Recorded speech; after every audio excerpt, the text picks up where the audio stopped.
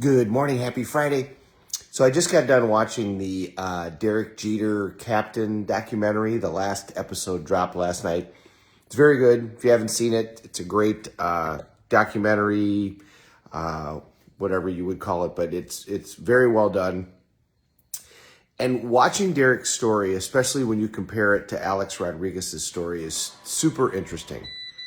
Coffee's done. So from the moment he was 2, 3, 4, 5, Derrik Getter said, I'm going to be the shortstop for the New York Yankees. Not I'm going to be a professional baseball player. Not I'm going to be a shortstop at the professional baseball, Major League Baseball. I'm going to be the shortstop for the New York Yankees in Major League Baseball. And everything he did was focused towards that.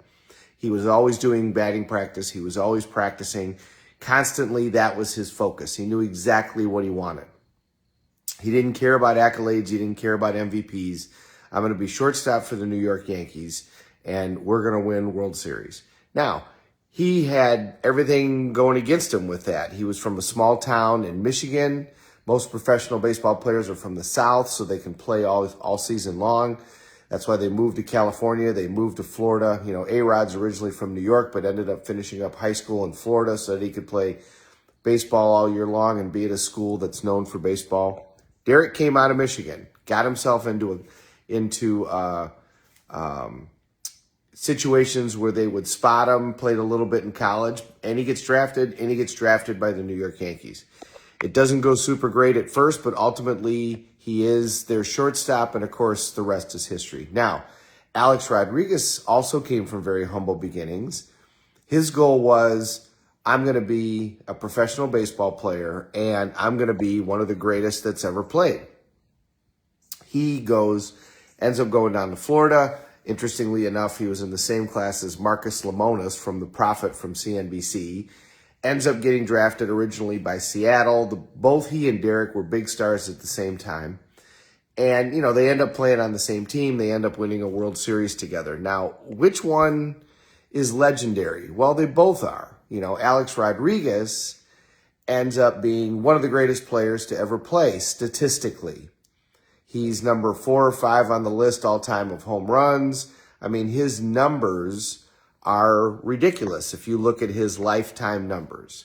And all of the writers, when you listen to the documentary, would easily say that Alex Rodriguez was a better player than Derrik Getter.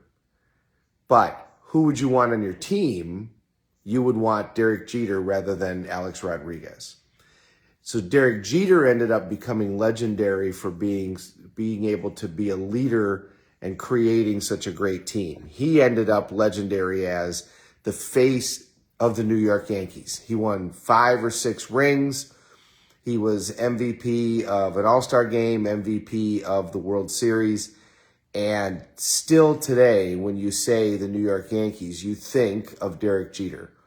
When you say Alex Rodriguez, you think of a great player, but he never led any team. He played for Seattle, he played for Houston, and then he ended up playing for the New York Yankees. But when he played for the New York Yankees, the leader of that team was Derrik Getter.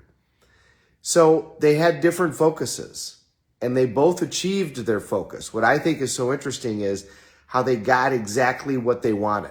Alex Rodriguez became one of the best players to ever play the game. No two ways about it.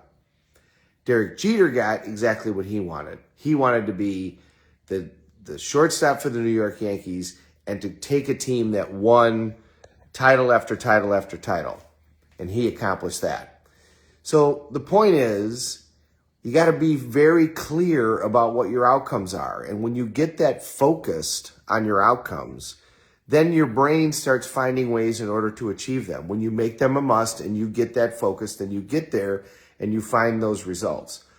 Both of those guys end up in the Hall of Fame. Both of those guys are some of the best players ever, but they have completely different reputations because they had completely different focuses.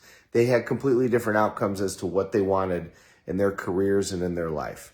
So be very clear about what you're asking for, because what you ask for is what you're going to get. And if what you ask for is, oh, I'd like to make a little bit more money, okay, well, that might be $10. That's a little bit more money. But when you get very specific about how much money you want, now your brain knows that's where I need to head, and then you can change your life. Have a great day, everybody. Happy Friday. It's going to be a beautiful weekend here in Northern Illinois. The flooding is receding, so that's exciting. Have a great one. Thanks for watching. We're all in this together. Let's take care of each other.